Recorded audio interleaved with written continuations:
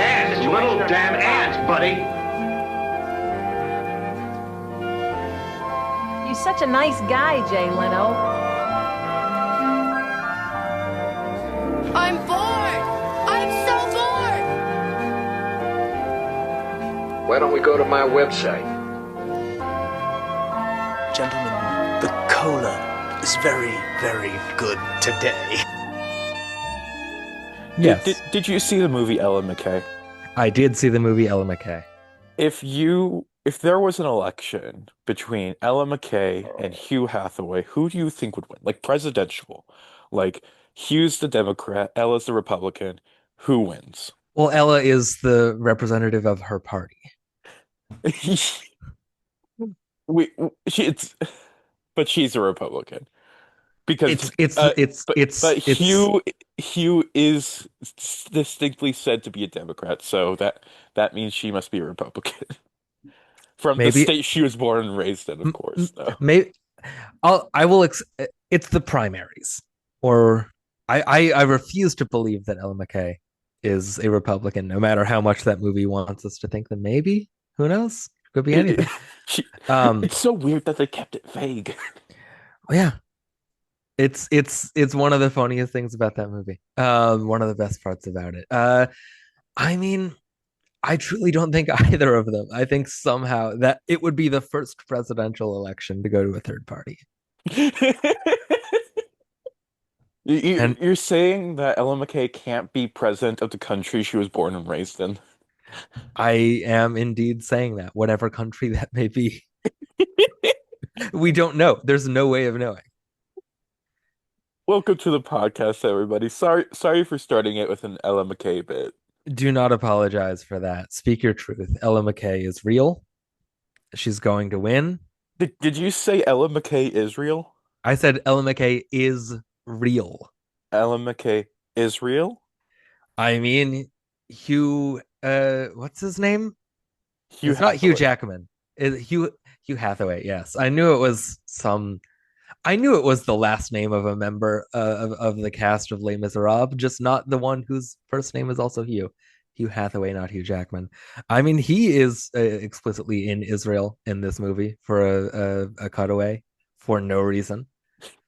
But we're starting this episode off. I mean, you're the one who brought it up. You're the one who brought it. I'm the one who is starting this episode weirdly. Yes. We're talking about Running Mates, everybody. We haven't said the name Diane Keaton yet, so we should probably say that pretty early on account of she's the reason we're watching it this month. Rest in peace, Diane Keaton. Rest in peace. One of the greats. This movie's not great by any means, but I do think Diane is very good in it as usual. And I don't know if I certainly wouldn't give this the same full-throated recommend that we did last week. Oh, but, certainly not. But it is worth checking out, at least to some degree, for Keaton, and kind of exclusively for Keaton. Ed Harris is good. I do love me some Ed Harris, but like, you're watching this for Diane Keaton, or you're not watching it at all. Like that's the long and short of it here. Like, and I do think she's very good. Like, I would go as far to say that this movie is pretty bad. I don't know if I have strong enough opinions about it to even go that far. I just think it's a totally kind of a nothing movie that has some good moments, and certainly mostly just from Diane, but like it's a totally forgettable movie. There is exactly one part of this movie I would say I liked, and we will get there when we get there. Yeah. But overall, I just felt that, like you said, this is pretty much a very nothing movie that I was really disappointed by. Like, I thought, like this movie is very clearly trying to do a similar thing to, like, the Hepburn Tracy comedies of the 40s and stuff, where it's just like, oh, she's a feminist, he's a institution kind of guy, and it's just like, can they ever make it work? And their performances are telling me no, but the movie wants it to be yes. I take a little bit of issue with that premise there, largely because I don't think this is a comedy. I don't think it's. I mean, IMDb lists it as satire, comedy, romance, and one of those is true. It is a romance. I think the romance is not. This isn't a great romance movie by any means, but I do think they sell it pretty well between them, between each other. But like, I don't think this is a comedy. I It don't think it's like trying and failing. I don't think it's an unfunny attempt at comedy. I just don't think it's a comedy. Like full stop. it definitely is a comedy. There's definitely lots of attempts at jokes. There's like levity, but I think when you like I sort of took note of it in their big or one of their big argument scenes in the hotel room where he throws the pants at her and is like, "Oh, don't you want to wear these tonight?" And like in a comedy, that scene would have more like jokes to it, and it really like it's just played completely straight, and it made me sort of look back on the rest of the movie, and it's pretty much all played completely straight. There are jokes in it. There's like comedic relief. I don't think this is a comedy. I think it's just a romantic drama. It ends dramatically. All the big important scenes of the movie are just dramatic. There's not really, I don't know. I did not find this movie to be especially funny, and I don't think it's trying to be. I don't know. I mean, okay, it is definitely romance first, but I think it would still classify as a rom-com. Like it, like there are the different types of movies where it's like some are comedy first, some are romance first. This is romance first, but I think it's still a rom-com. I will. I see where you're coming from. I just that is not what I got out of this movie. This was Anyway, it anyway. rundown, please. Running Mates, 1992 is the movie we're talking about. Directed by Michael Lindsay Hogg, our second from. Is this our first two-time director? No, Stephen Hilliard Stern we've done twice. Who is Let me that? look up What what he did that did. man direct? He did Mazes and Monsters and Still the Beaver. Whoa, I didn't remember those were the same guy. Crazy. Written by Carol Eastman, screenwriter of, among others, Five Easy Pieces. Stars Diane Keaton, Ed Harris, Ed Begley Jr., Ben Masters, Robert Harper, Brandon Maggart, and Russ Tamblyn, who was fun to see him pop up in his couple of scenes. Extremely just Dr. Jacoby ported over into this movie, not even Yes. trying. It's just, this is a year or so after Twin Peaks, and Russ Tamblyn is castable. And what he's castable as is Dr. Jacoby again. Mhm. The movie was broadcast October 4th, 1992 on HBO, airing at the same time on ABC. You had an episode of America's Funniest Home Videos, America's Funniest People, and Exclusive, which was a murder mystery TV movie with Suzanne Summers and Ed Begley Jr. again. Ooh. On Wait, CB. also Ed Begley Jr. Yeah, double Begley. On CBS, you had an episode of Murder, She Wrote, and a TV movie, The Danger of Love, the Carolyn Warmus story. On Fox, you had In Living Color, Martin, and Married with Children.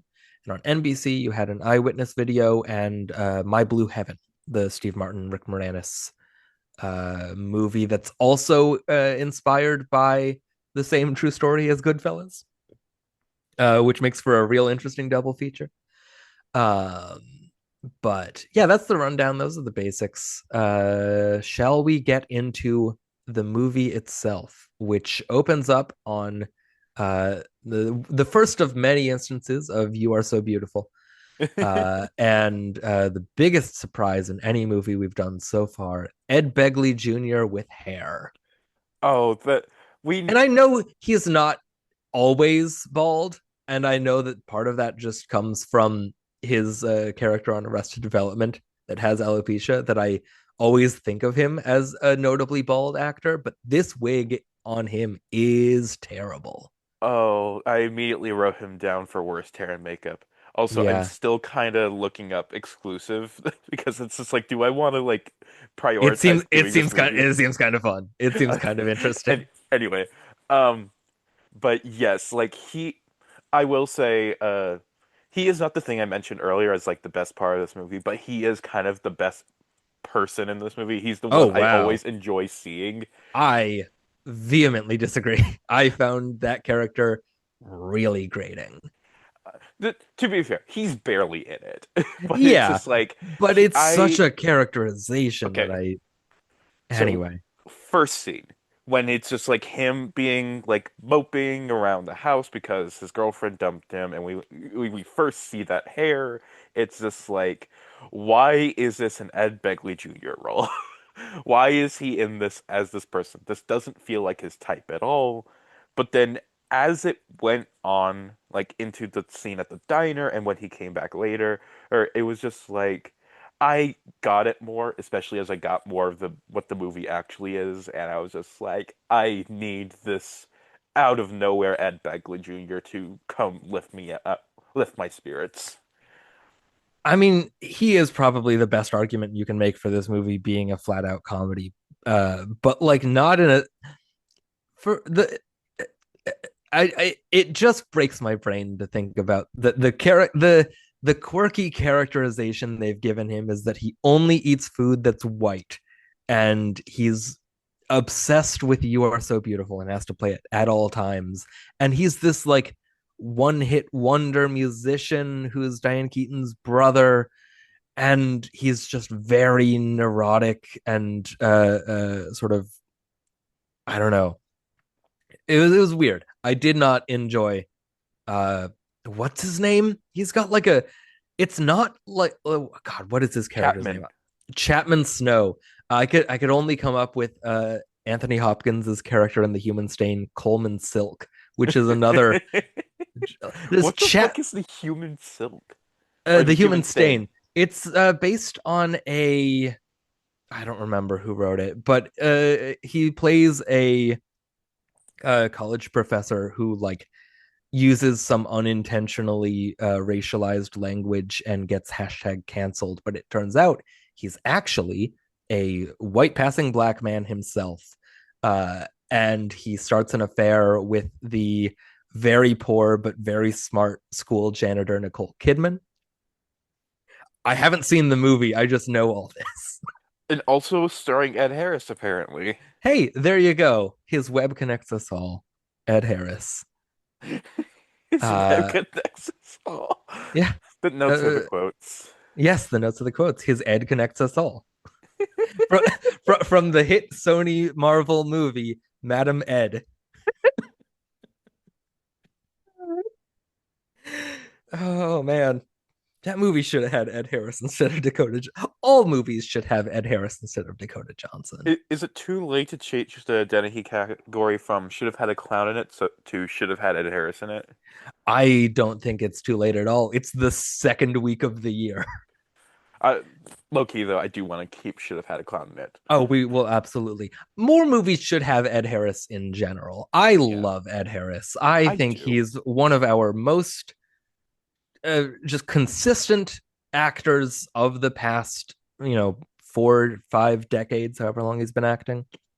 And I And and I just want to say, like, since we're on it, I want to talk about lead actor Ed Harris, like how yes, that doesn't totally work. the, it does sometimes, but there's so few opportunities that he's had in his career to be the lead of a movie. And when he is, it's like Pollock, which he directed.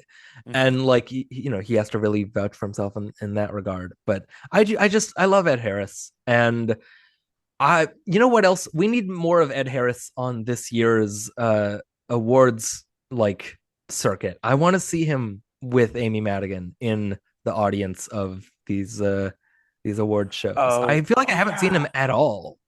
I forgot they were married. That's Yeah, right. I feel like I haven't seen him anywhere on this trail. And like, I don't want him to be like overshadowed. Like, I think it's very good that this season hasn't just boiled it down to, oh, and she's Ed Harris's wife. Like, that hasn't come up at all, and I think that's great. Maybe But that's the point. Maybe that's why he's yeah, getting out, so she I, can I have her moment. I would totally understand that. Like, he, by all accounts, seems like a very stern but a very like upright guy. like very upstanding and just like a consummate professional that knows where his head is at. And like I would absolutely believe that from him. But like I want to see him championing her because I really like their relationship. They've been married for like 40 years, which Yeah, is pretty I cool. saw here 1983. Yeah. Uh, but yeah, Ed Harris not really given many opportunities in Hollywood to be a romantic lead, especially. Hmm. And I think he does pretty well here. He's a charming guy. Uh, uh, I don't know why we're starting on Ed Harris instead of Diane Keaton, but that's just sort of where it took us here. It's just where Um, like we were talking about Ed Harris, and it's just like okay, we need to talk about like because like I feel like this at this time period he was getting some weird like leading roles or like biggish roles, like kind of like I'm thinking of Milk Money essentially. I'm yeah, thinking of Milk Money, and also I didn't know about this movie, but China Moon, what the hell is this? know the title. I don't know anything else about it. Detective Kyle Bodine falls for Rachel Monroe, who is trapped in a violent marriage. After she shoots her husband, Kyle reluctantly agrees to help hide the body, but his partner is showing an unusual flair for finding clues. Ooh, interesting. Interesting. I Anyway, mean, this is the same year he's in Glengarry Glen Ross, which he's good in, but he's not the standout of that cast by any means. But like, he's really fun in The Firm the year after this as the extremely bald CIA handler or whatever. Like, not doesn't even have the like side hair that we know Ed Harris for. Like, he's just full on cue ball, egghead bald in that movie, and it's fun. But 90s Ed Harris is an interesting mode and career because he'll pop up in a lot of stuff. mhm. But no leading performances that I can really note, at Yeah, least in like movies. yeah, Movies. it's like after The Abyss, he's really just kind of like I guess not. maybe Needful Things, the I Stephen King movie where he's Alan Pangborn, the like recurring sheriff of Castle Rock in a few different Stephen King things. But like, I don't know. I uh, don't know anything about that. I have not seen the movie, but I know of it. Um, Yeah, he doesn't but really get another leading role until Pollock. and then after that, I don't know. There's a lot of these movies that I like. He could be the lead of Masked and Anonymous. Radio, he's on the top of that poster, but I don't know if we want to talk about Radio. Like he's Um, apparently top billed in The Way Back and Planes, Fire and sure, Rescue.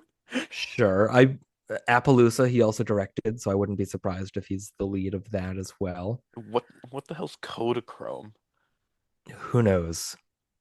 Who Oh, truly knows? anyway, we need to get back on track. Let's actually talk about Diane Keaton Real now. quick though, there's a Shakespeare Cymbeline adaptation that he's in where he plays Cymbeline alongside Ethan Hawke, Mila Jovovich, John Leguizamo, and Dakota Johnson. Hashtag his Ed connects us all.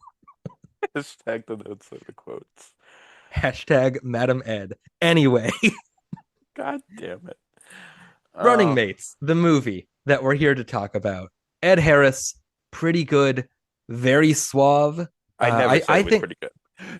I was espousing my opinions. So calm down, back off. No, I think he's all right here. Part of it is just because I like seeing Ed Harris. So anytime he pops up in anything, I'm like, hey, it's Ed Harris. I am, as we've been saying, president of the Ed Harris fan club, I guess. Uh, but I think their romance together, certainly in the early goings of it, is imperfect because the movie sort of has to have it be imperfect. But I do buy his seduction of her and her sort of against her better judgment falling for him again. I think they're very sweet together when the movie wants them to be sweet together. I totally disagree.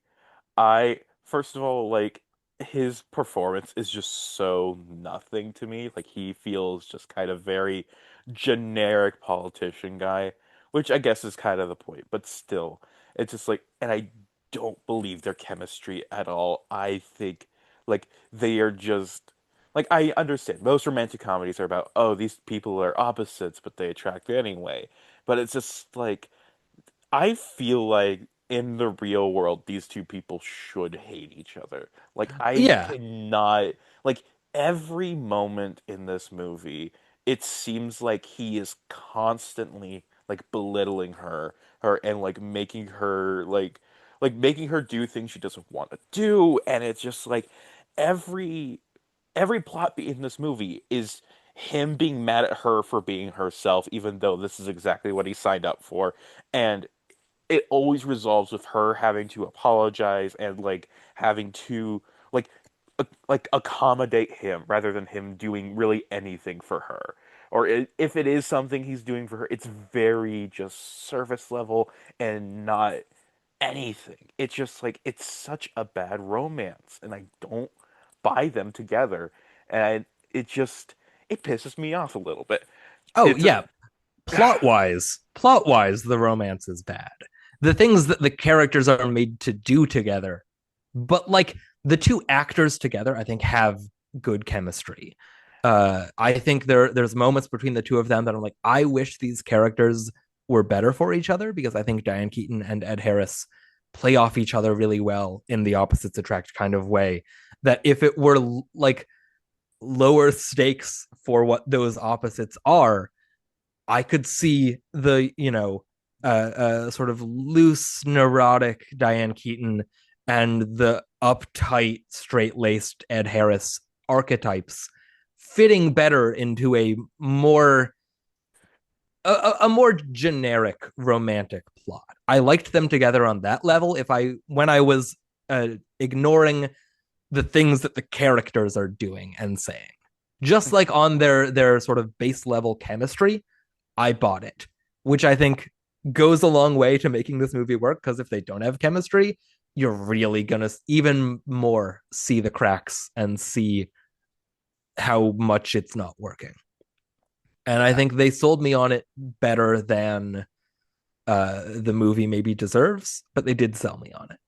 Yeah, like I feel like these two people just deserved a completely different movie with different roles. It's just like I feel like this is just a losing situation for both of them, and I felt bad to see it happen.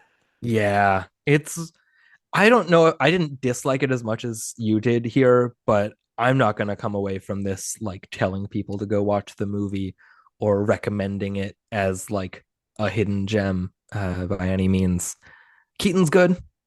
Harris, I like, but like it's not a good movie, really, kind of at all. Uh, and it's a shame. It's a shame because I was interested. It's an interesting premise.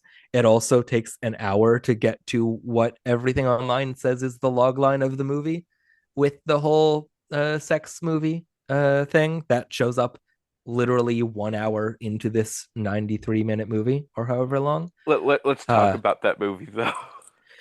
yeah, let's talk about Old Glory, the short film within a film here. Do you want to do the honors? So, first of all, I want to say I thought at first like this was a real movie Diane Keaton made in her youth because the girl who is in it looks a lot like her. Is it not just Diane Keaton just made up to look younger? I it I'm looked pretty sure it is. it I'm looked pretty sure too it's just. young and like and because I, like of course I we see a mean, lot of her too. And so it's we're like I also didn't look like an older woman.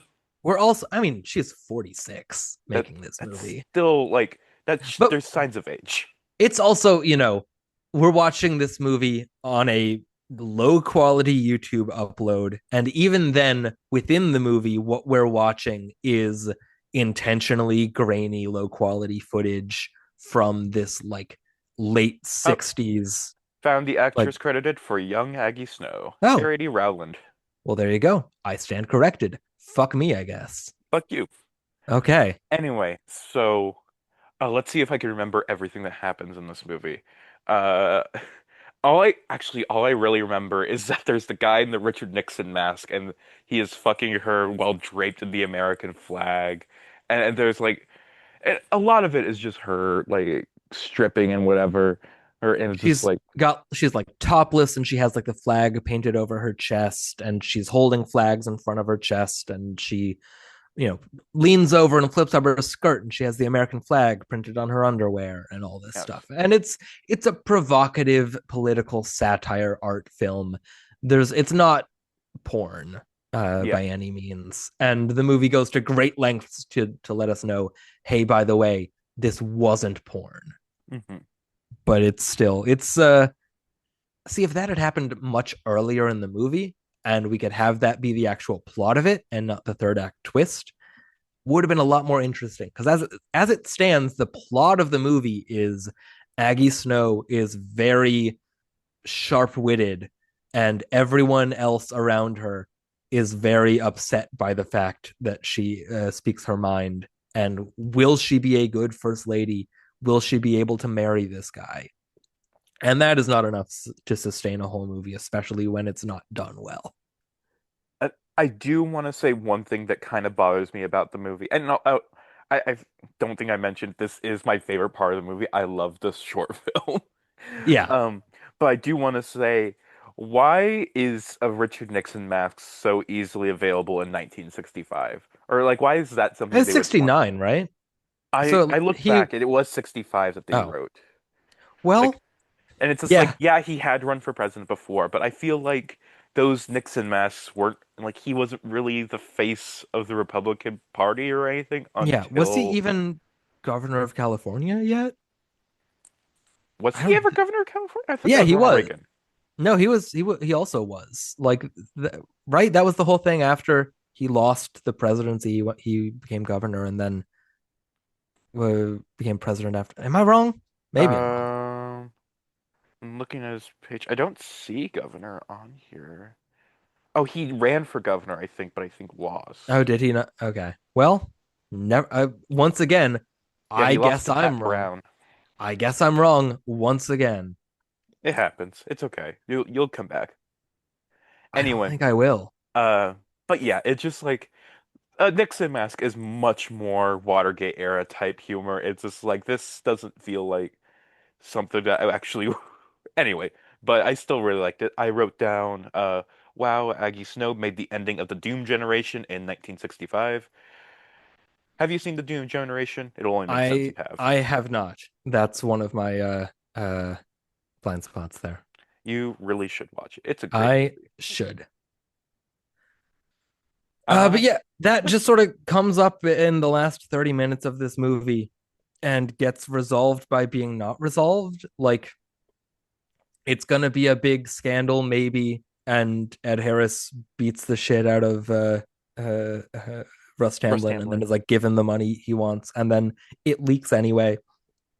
And these reporters that are I at first I thought that Hathaway had won the presidency. No, And it was just the I was, nomination. yeah, it was just the not. It was really confusing to me because I was not following. I guess it makes sense because there was the whole like magazine cover of the hopefuls, so I guess we were still just in the primaries and everything. But like, I really did think for a moment there that he was the president now, and they're immediately like, "Hey, what about this time your fiance showed her boobs in a movie 30 years ago? That's the most important thing now that you're president. Let's talk about it." I Uh, mean, they would still do that to the president. well, yes, but like that it's such a small room of reporters, and that's the one like that it's quiet enough for this guy to speak up and be like, "Hey, let's talk about this." And And then Harris gives a an impassioned speech while Keaton stands in the background crying because her man really does love her, I guess. but Uh, the thing and about that speech, it's like one, it doesn't do anything. Like it just is kind of like, why does it matter, huh? It's just like that's the worst way for a presidential candidate to talk to a reporter, you know? Like that's not going to resolve anything.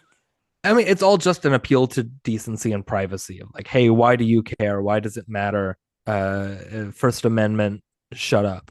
Uh, all I'm saying, like I sent you what my idea of like the electoral map was going to be like, And I think after that speech, it's like that's how it ends up with like Hathaway losing in a landslide, like 350 to 188. Like I think he.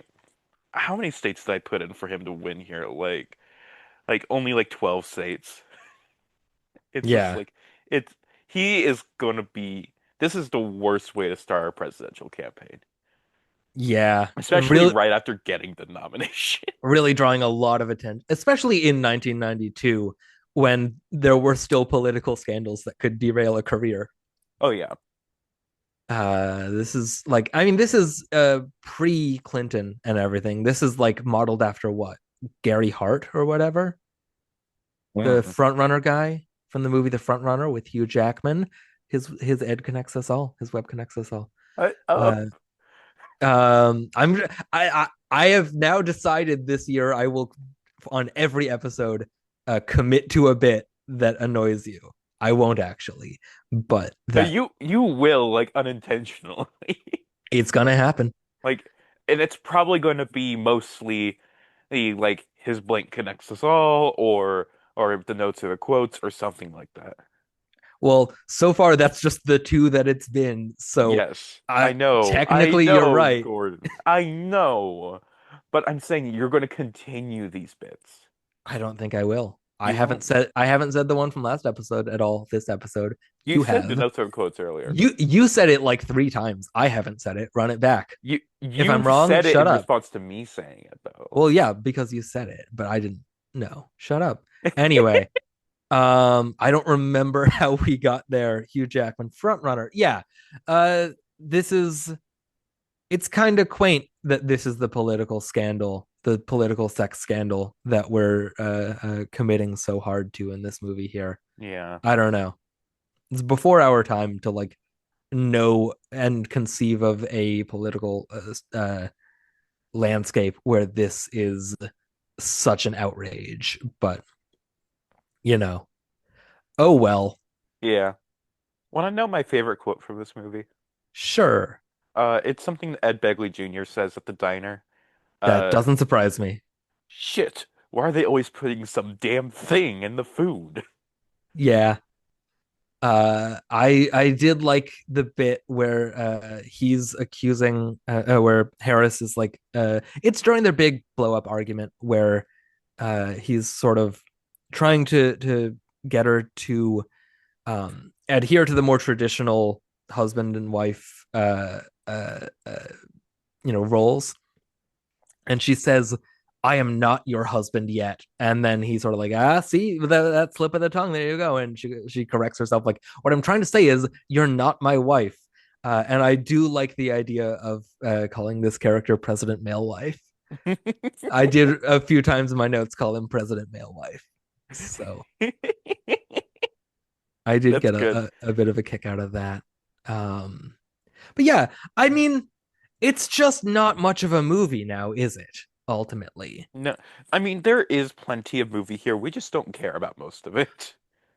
yes, but also Like, let me pull back up the IMDb for this. That's not okay. Running Mates, 1992. In this political satire, a senator running for president is involved in some controversies when his political enemies expose some hidden secrets about his new wife, a successful author of children's books. Those hidden secrets, again, are not brought up in the movie at all until an hour in, and don't cause an issue for him until there's like 10 minutes left.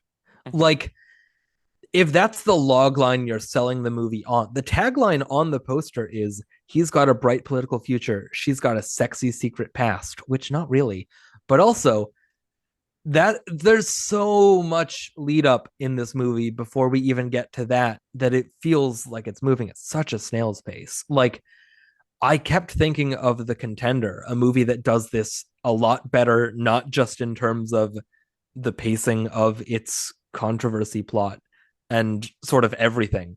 The Contender is great, but also like understands the moral weight of the situation a whole lot better than this, where the whole argument at the end is basically, that was 30 years ago. If get over it. Like, I'm not going, like, your First Amendment rights are only viable in terms of like vehemently denying and distancing yourself from having used them in the past anyway. Mhm. Like, it really undersells the message of the First Amendment rights being invoked in in telling this story, in making it seem like such a thing to be properly ashamed of. But like, don't you have the decency to let her be ashamed of it in private? Is ultimately where the movie comes down on it. And Mhm. I think that's one of the strengths of a movie like The Contender, is the way that story resolves there is much more interesting and multifaceted. Uh, and I was thinking about that movie a lot because it does the political just sort of intrigue a lot better. You have a lot more Washington in that movie. And in this, you just kind of have three hapless advisors that you don't really like. Although, one of those guys, I did look up, the guy with the beard. Do you know who that is? Who's that? That's Fiona Apple's dad. Huh. Yeah. Isn't that something? Good for him. Good for him. Anyway, I just I was disappointed, especially as someone who finds like fictionalized Washington politic intrigue kind of to be fascinating. I was really let down by how little the movie is interested in actually like getting into the politicking of it all. It's just this one guy who's like, Ed Harris, you have to drop her. She's bad news. She made me feel bad. She That's was such a mean good. to me. That's so good, Gordon. Thank you. Thank you. I wanted more of anything. But And but yeah, I while watching this movie, like I kept thinking of other movies I would rather be watching. Like, of course, like First Wives Club came up because Diane Keaton is much better in that, and it's a much better movie. The American President came up because that's a much better political romance thing. Afterglow came up for some reason. Like I was just thinking, it's like, wow, Julie Christie was good in that movie. I wish I was watching that instead. wait. Sorry. Why? I don't know. It just came in my mind. It's just like I wish I was watching Afterglow right now. It you said the name Afterglow, and it took me until hearing you say Julie Christie to remember what the fuck is Afterglow? I like it fully would not register in my mind the movie you were talking about. Yeah, like That was weird. I'm sorry. And didn't haven't you done the episode on I it? have I Yeah. have done an episode on Afterglow, but and that's a movie I've talked about like multiple times in describing it to people, but for some reason just then I just my subconscious did not want me to remember the movie Afterglow.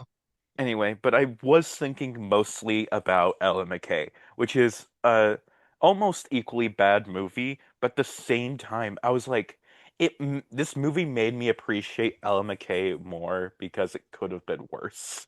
It's just like because it's like when Ella McKay has political scandals, it doesn't belittle Ella McKay for having those scandals. It's more focused on like how the people are like acting about this and her fail husband being terrible at everything. Hey, Shitty bad husband man. yeah, Yeah. yeah, the male wife, you Yeah. know, and President Malewife. co-governor male wife. Co-governor. Yeah. Oh yeah, he wants to be co-governor in that movie. What the fuck? Exactly. It's just like it does a much better job at like Man, this being movie could have a used movie. Albert Brooks in it. Oh yes. Oh wow. Man. Like imagine if like everything swapped places. Imagine I mean this movie with an Albert Brooks and Jamie Lee Curtis. Ooh. I wouldn't be a, or Jamie Lee Curtis and well I guess Woody Harrelson. Well, maybe a Woody Harrelson would probably fit the character type better here than Albert Woody Brooks in Harrelson can be 1992. Russ Tamblyn. Sure. And no, Woody Harrelson seems more like the Ed Harris type here. Okay. And then, uh, I mean, you would have to adjust some things for her to have been able to be in a movie like this in 1965, Jamie Lee Curtis. But like, I don't know. I was also thinking about it because the premise of this movie seems so much like modern day romance book talk stuff of like, oh, this, outspoken but neurotic children's book author finds the hunky high school football captain that she was in love with in high school is now a successful politician, and he sees her and instantly falls in love with her and has to marry her and all this stuff. And I was thinking of the modern equivalent of this would be like, and then they find that she did OnlyFans for a brief stint back in the day, and that's the big scandal. And like, I don't know, this plot is adaptable. Even if, why would you? I don't know. Yeah, because like it is just a very generic kind of romantic trope. Oh, but it's just like it can apply to any time. Like Yeah, you could do this movie as a Hepburn Tracy comedy, except like the big political scandal is instead something, more compliable with the Hays Code. yeah, Like probably just something like, "Oh, she disrespected the flag once. How dare she?" yeah. She was in some protest or what have you, Yeah. or something. Um, I was gonna say something else just then. I, Oh, speaking of Woody Harrelson in Ella McKay, um, a movie I thought about a lot with this also, which is something we'll eventually do on this show, is Game Change, because that's also yes. about presidential hopeful Ed Harris and the outspoken woman that maybe derails his campaign. Uh,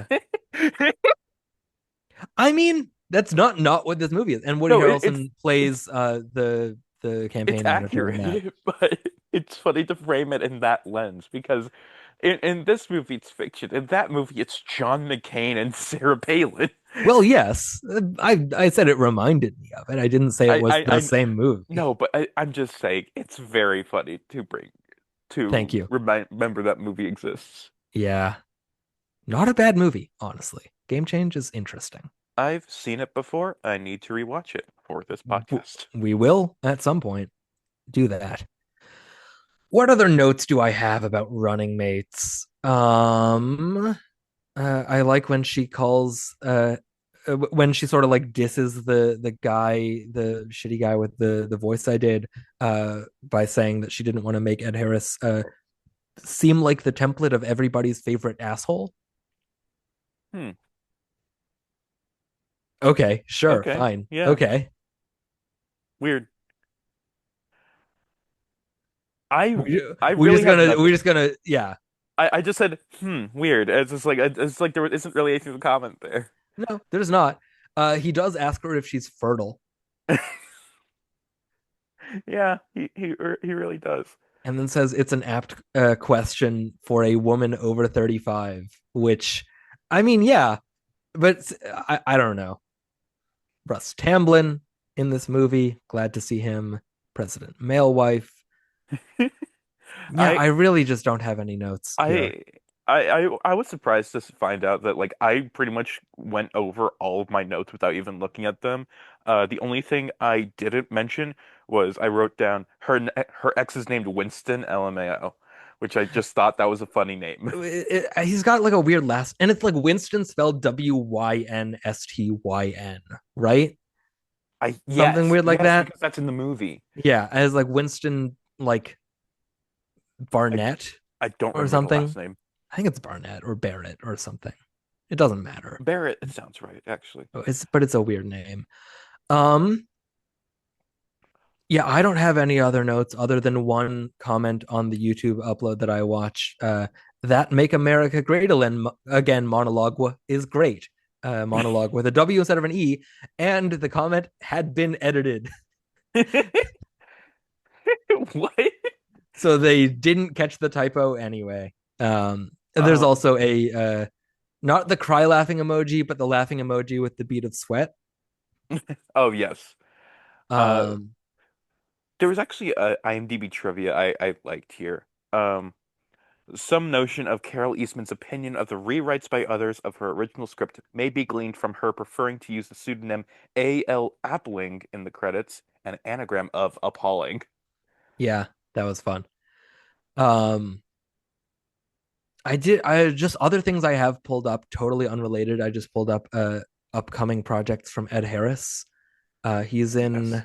How to Make a Killing, which is the Kind Hearts and Coronets remake, a loose remake they're doing with Glenn Powell and Margaret Qualley. Yes, which Jessica I've Henwick. seen that trailer too many times already. I didn't know there was a trailer out for it already at all. I But just keep seeing it before movies. he's in that, and then he's also in an upcoming movie called The Dink, which is a Fun. pickleball movie Oh no, never mind. That's with not fun. with Jake Johnson, Ben Stiller, Mary Steenburgen, Chloe Fineman, Patton Oswalt, Chris Parnell, John McEnroe. Whoa, what? Why? I guess pickleball is tennis adjacent. Yeah, That it's baby tennis. Not yeah, really. but like, why would you? I mean, and John McEnroe has been in movies and TV before, I guess, but still weird. And Anyway, I'm also really excited to see a Long Day's Journey into Night with him and Jessica Lange and Ben Foster and Colin Morgan. you say that like we're going to see it. Are we not? Like, is there a I don't reason know. why we're not? I mean, it like played festivals earlier this year, or I guess last year, and like made no noise whatsoever. I figured they just sort of like quietly shelved it. Like, it's been acquired for distribution, but just yeah, like you said, it just Has did. not been distributed, Yeah, like I guess they're waiting for this year, hopefully. allegedly, Or at the supposedly. very least, it should be dumped on a streaming service at some point. Maybe. Who's to say? Distributed by Quiver Distribution, best known for releasing films The Fanatic, Running with the Devil, and Becky. That's not So, good. yeah, yeah, it's not. Also, The Murder of Nicole Brown Simpson, they did. Money Plane, Why uh, is this the company that acquired this movie? Is it that Karen. bad? They released Karen, uh, Wanted Man, a lot of Oh movies I no, Ed don't know Harris. these titles. Um, it's so funny looking through all these movies and then upcoming Long Day's Journey into Night. Right next Why? to modern horror. Yeah. What is modern horror? Who knows? Oh, it's a documentary. Okay. So at the very Oh, least, it's not exploitation in the same degree as the murder of and Nicole Brown Simpson. yes, or whoa, whoa, whoa. This movie with I don't know that guy, Neil McDonough, Dermot Mulroney, and Christopher Lloyd called Guns and Moses. That's a good title. Tagline, may your God and your Glock protect you. A beloved rabbi in a high desert town becomes an unlikely gunfighter after his community is violently attacked. Guns Oh and no. Moses is so fucking good. Oh, and it was formerly titled Man in the Long Black Coat, which, yeah, Guns N' Moses is Guns better. and Moses, man, that's fucking good. That's so stupid. That's a great dumb. That's like that transcends being like a 30 Rock cutaway joke or an other two cutaway joke or whatever. Like that can only be real. A movie like Guns and Moses can only be real and actual. Mhm. Oh, it was theatrically released this year, and nobody talked about it. Unfortunate. And not this year anymore, my Oh friend. yeah, last It's year. 2026. Yeah, theatrically released July of last year. A second theatrical release is scheduled for September 7th through September 11th, 2025.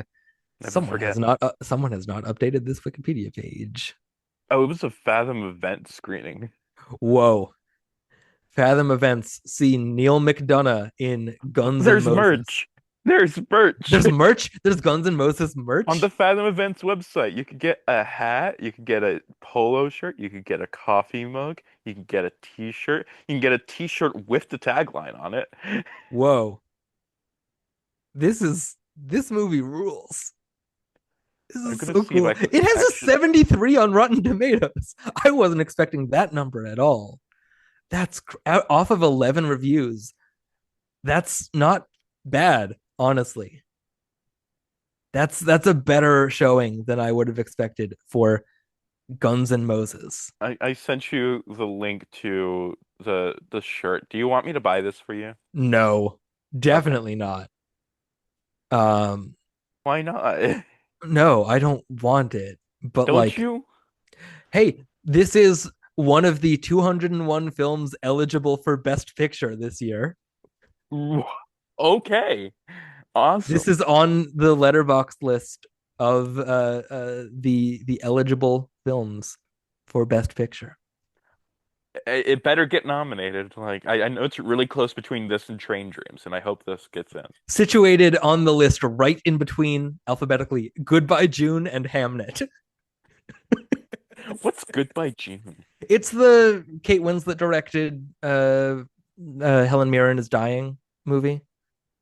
Never heard of it. She's like the matriarch of a family. Toni Collette, Andrea Riseborough, Timothy Spall, Helen Mirren's dying. Kate Winslet is also in it as one of the daughters. Weird.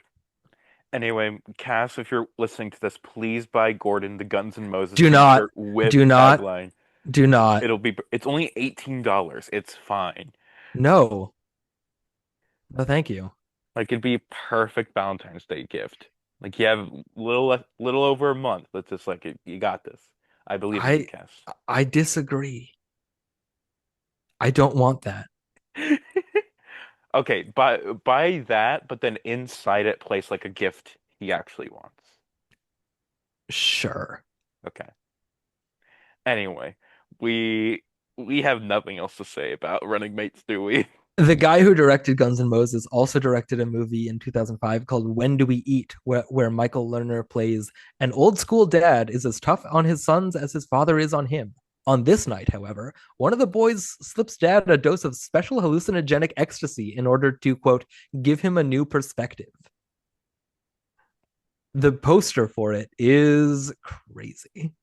What movie was this? When Do We Eat by the same director as Guns N' Moses. Crazy. Okay. Awesome. Wait, actually, I think I know When Do We Eat? No, never mind. I'm thinking of something else. Wait, that was 2005. Wow. Yeah, hence why I said 2005. I was still looking through the page trying to find the movie. Uh, I apologize. you should. Oh, Oscar Nunez from Fred the Movie is in this. Yeah, from Fred the movie and nothing else. Jack Klugman? What? Yeah, I imagine playing the father that's just as hard on Michael Lerner as he is on his own kids. Wow. Jack Klugman and Oscar Nunez in the same movie. Who could have guessed? Together at last. Together two, at last. two great flavors, one movie called When Do We Eat? With the tagline Sex, Drugs, and Matzo Ball Soup. Oh, If I you got love rid of soup, if you called it Sex, Drugs, and Matzo Ball, that fits the joke so much better. That that's an unforced error if I ever saw one. yeah. Anyway, I think we need to wrap this shit up. we do. I'm just so elated by the discovery of Guns N' Moses that I want to talk for another hour about that. And you don't want the t-shirt. That's disappointing. I don't. Why does the letterbox tagline censor the word God? Because that's the way you do it in the Jewish faith. Oh, right. Okay. Well, then why doesn't the poster for the movie do it? Because the poster wasn't made by Jewish people, I guess. That makes sense as well. Anyway, do you have anything else to say here at all, running mates? Hopefully next week's is better. What is it? That's the Man Who Broke 1,000 Chains. Yes, that will be better because I do have a guest coming on for that. Yay! And my guest is funny, probably. Yeah. Hopefully. I'm not saying this was a bad episode. This was a great episode, just not a the movie. No, this was a good episode. I enjoyed it thoroughly. We got Madam Ed. We got Guns N' Moses. Presumably there were other funny jokes that we said. No.